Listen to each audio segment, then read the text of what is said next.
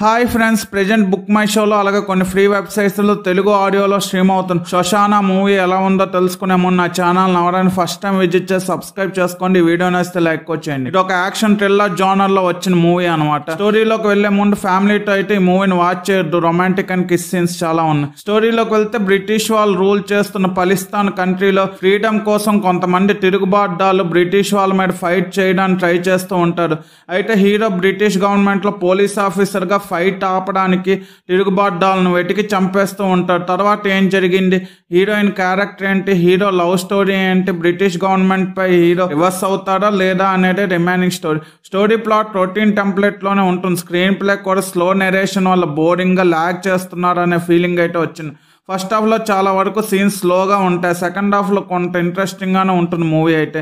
ఈ మూవీకి love story plus point అని చెప్పుకోవచ్చు. చాలా ఇంట్రెస్టింగ్ గా లవ్ సీన్స్ కానీ హీరో తిరుగుబాటుదారులను వెతికి చంపేటప్పుడు వచ్చే సీన్స్ కానీ చాలా ఇంట్రెస్టింగ్ గా బాగుంటాయి. హీరోయిన్ క్యారెక్టర్ డిజైన్ కూడా బాగుంటుంది. రియల్ ఈవెంట్స్ ని బేస్ చేసుకుని రాసుకున్న స్టోరీ అనమాట. బిలో 2 hours ఉన్నా అంత ఎంగేజింగ్ గా లేదు. థ్రిల్లర్ జోనర్ లో వచ్చిన పెద్దగా థ్రిల్లింగ్ ఎలిమెంట్స్ ఏం లేవు.